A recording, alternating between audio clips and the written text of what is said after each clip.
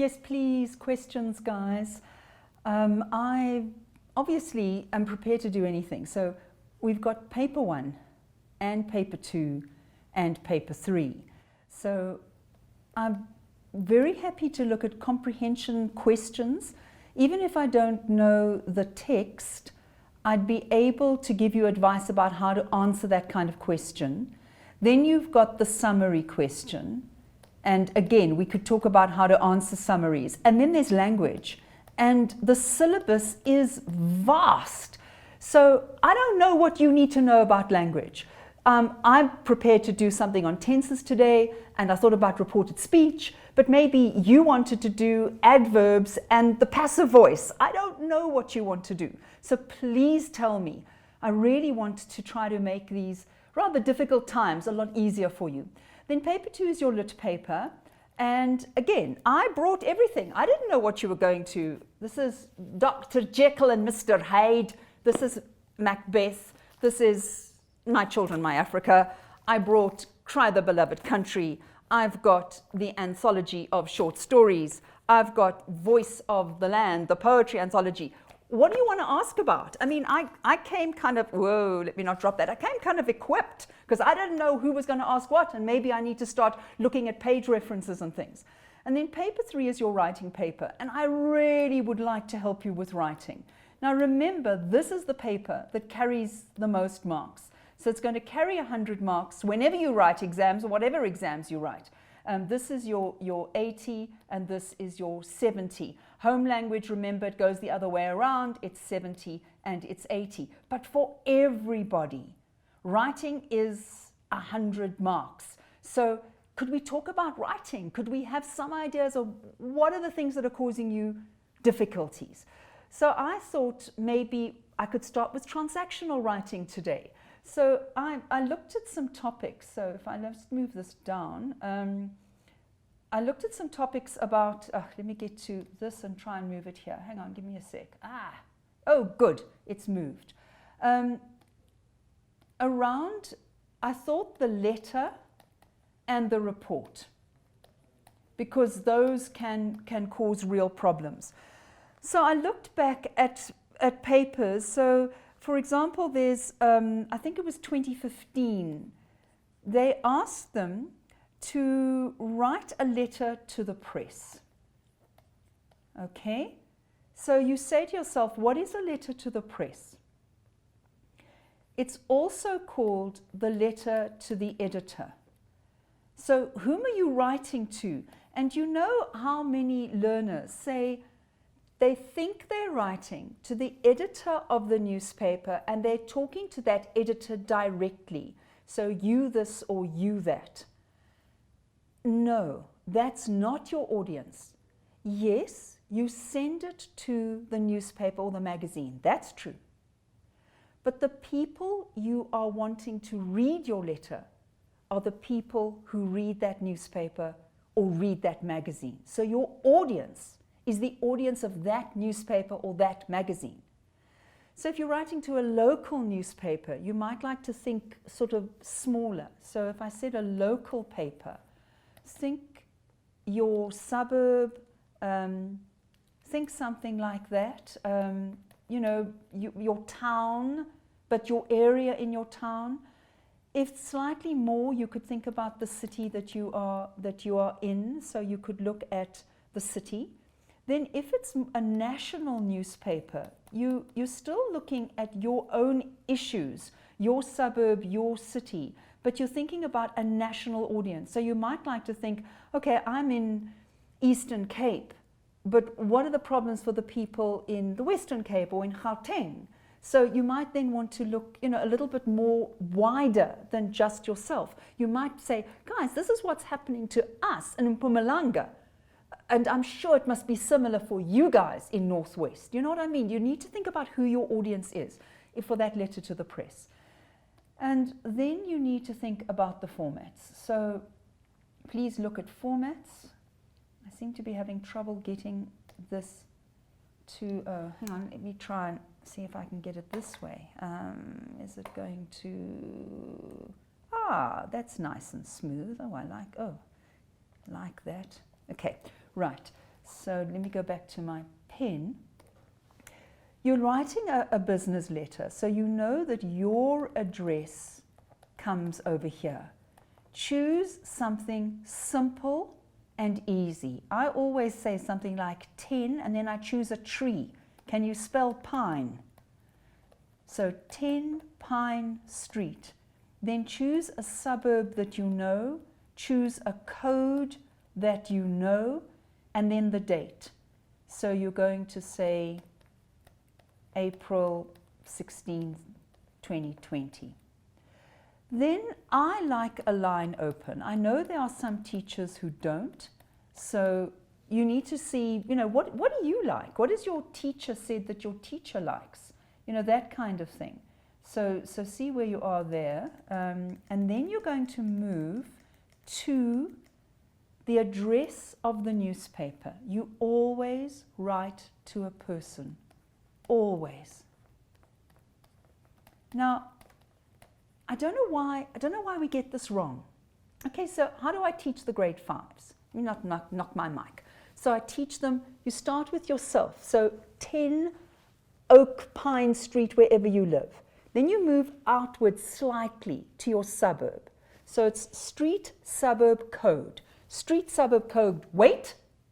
Don't forget the date. Street, suburb, code. Can we all do this together, please? Street, suburb, code, wait. Don't forget the date. Okay, now we're moving to the editor. So you start with the editor. I'm not suggesting you should hug the editor, social distancing, but the editor. Then you're going to move out. The editor of what? Which newspaper or magazine? What is the P.O. box? What is the suburb? What is the code? So it's going to be slightly longer because you're going to have the person first. But always start with yourself. I'm not asking you to hug anybody else. No danger. Hug yourself. Street, suburb, code. Now it's editor, newspaper or magazine, then the P.O. box, then the suburb, then the code. Okay, right. Good. So the editor. So the local newspaper. Let us say Tenfold. Let's imagine that Tenfold is the local newspaper. Then give it a P.O. box and give it anything you like. 675, whatever. I don't mind. 54 looks better. Right. Then give it a suburb. So let's say Marshalltown. And then that's actually your P.O. box. It's going to be in Marshalltown. And then you're going to... Great. I really am having trouble with this. Oh, now it's moving really nicely. Super dupes. And then you're going to give the code. So let's say 2001. Right. Then another line open. How do you address the editor? Okay, I don't know why in English, when it's a business letter, we say, Dear Sir / Madam. For the letter to the editor, we say, Sir / Madam. I don't really know why, so I need to do some research and figure out why we do that. Then what do you need? For any business letter, you are going to need the subject line. So you leave a line open and you've got your subject. And I like that underlined. Keep it short. I would say not more than 5 words. Really try to keep it nice and short. Right, we're going to extend our page again and we're going to go down. All right, so at least we're going to try to, there we go. Leave a line open and now you need your paragraph. So I'm going to make it much smaller. You're going to have paragraph 1, line open, paragraph 2, line open, paragraph 3, line open. Why 3 paragraphs? Because generally it looks nice on the page, so that just visually. And think about it. What do we always say about writing? It must have an introduction and a body and a conclusion. So kind of 3 paragraphs. Plan 3 paragraphs. Check the word count. So if you are writing a longer piece of transactional writing, you might be writing 150 words. If your home language, you might be writing 180 to 200. Always check the word count. Let's say we're writing about 150 words. Doesn't give us very long, does it? A normal English paragraph is about, well, 60 words for short, 80 words for medium, and 100 words for long. So you're really looking at, this is going to be your longer one. And then what are we going to do? I don't know, 20 words? 20 gives us 120 to 150. You're going to have to think short. You know, you can't think long. If you've got more words, you can write slightly longer, but this has got to be planned. So it's really, really important that you plan it very carefully. And then you're going to sign it off. It's a business letter. You sign every business letter off, yours faithfully. Then you sign it, give it a signature. Then you print your name. Learn the formats, really important.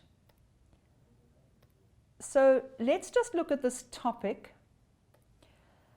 The topic said, let me just read it to you. You have had many electricity and water disruptions in your area. That sounds familiar. Write a letter to the editor of your local newspaper expressing your views and feelings. So what is the key? Electricity and water disruptions. Now, it's not one or the other, it's both. Electricity and water disruptions. So there's been stopped electricity, stop with water. Now, try in your introduction not, I'm going to put it over here, not repeat the question. You know, as markers, we're getting a little tired of this. So what we are discovering is that all students do in the introduction is repeat the question. And then sometimes they repeat it again in the conclusion. Please don't do that. So your introduction says you have had these electricity and water problems, disruptions. So you could say something like, we in my area, or whatever your area is, are very frustrated, because it did say our thoughts and feelings, at the number of times, or how many times, there have been disruptions in electricity and water. When? Over the last 2 months. Let's sort of say 2 months. Then say to yourself, which 2 months are we talking about? So if this were in the June exams, you might want to think about April, May. If it's in September, let's say you're in grade 12, you're writing prelims, you might want to think about July and August. You know, think about which the 2 months are. Now, in your own opinion, what do you prefer, a disruption of water or a disruption of electricity? I think in many ways I can live with the electricity. I'm going to give it a dotted tick. I'm not suggesting it's okay. But water for me is a huge problem because of toilets. So you could think about, if it's been during winter, you could say during these last 2 winter months, then you could emphasize the cold as well as the water toilet, heating water, the need for hot food. If it's the middle of summer, you might want to write a slightly different letter. So your introduction, we said, is going to be short, 10, 20 words. We're very frustrated because of how many times it happened in the last 2 months. Now you plan your paragraph 2. This is going to be your main paragraph. And try to make it real. You know, you're writing to the press about your problems. You don't want to say, we all know what it's like when you come back from work and there's no electricity, and you come back from school and you can't do your homework and you can't study. You know, try not to do that generalized thing. Try to talk about your problems in your area and what the problems have been. So maybe you want to say, in my main paragraph, I want to deal with electricity maybe first, and then I want to deal with water. Or you might say, actually, I want to make paragraph 2 into paragraphs 2 and 3, and I'm going to deal with electricity in paragraph 2 and I'm going to deal with water in paragraph 3. And I want to make it real. I want to make it personal. I want to have details that the reader of the newspaper or magazine can relate to, that they can feel, yeah, I had something similar happen to me. So think about details that will make your letter yours. And then you're going to plan paragraph 3, if this is one paragraph, or paragraph 4, which is going to be your conclusion. Now remember, you're not writing to the editor. So you're not saying to the editor, this is your problem. You need to deal with it. You should tell the municipality. You should tell the water people. You should tell the government. You're saying, as a community, my local newspaper, this is, what are we going to do about it? What suggestions do I have? Or maybe I want to say, I would like other people in this area to write to the newspaper and to share the problems, and maybe we could set up a WhatsApp group and we could try to talk to our city councillor. I want some ideas here. Can't we get together as a group and do something about it?